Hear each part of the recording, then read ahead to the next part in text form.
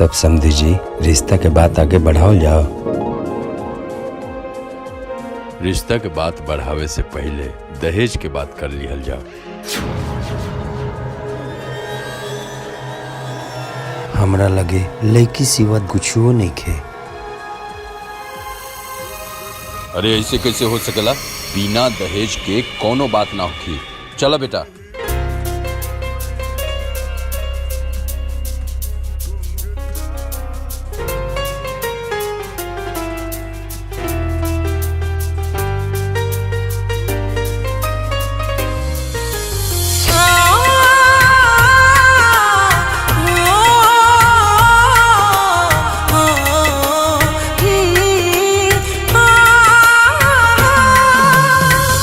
किस्मत में हमानी के प्यार ना रहे, विधनों के शायद स्वीकार ना रहे।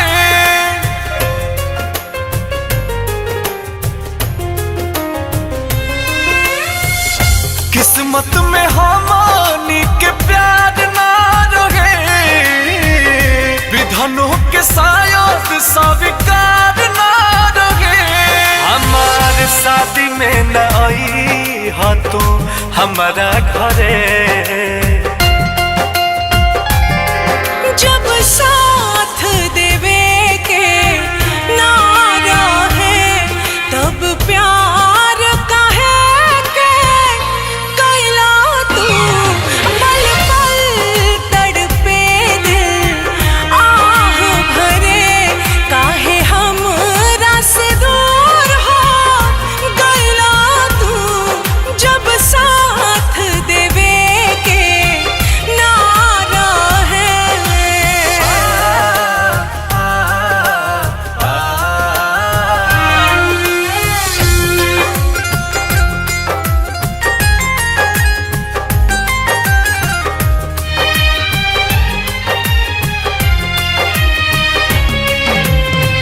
होके तोहर भइली ना प्यार राजो कम बा, एही बात के सोना दिलवा में गम बा।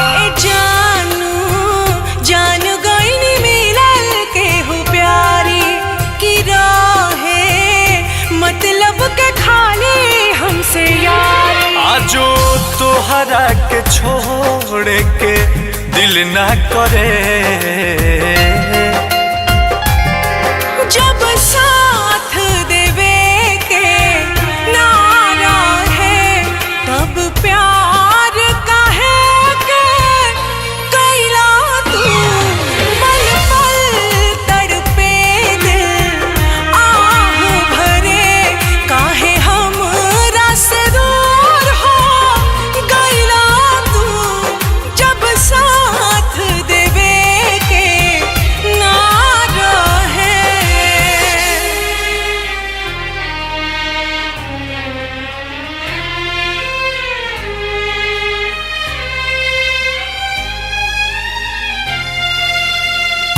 दुनिया लुटल मोर फुटल बा नसीब हो, ना तके हो तोहरा से रहे ना करीब हो। कलेजा बतिया तोहार गोली दागे, ए राजा अंकुश न माना बापा लागे। बड़ी होला अफसोस बोस जिए की मरे।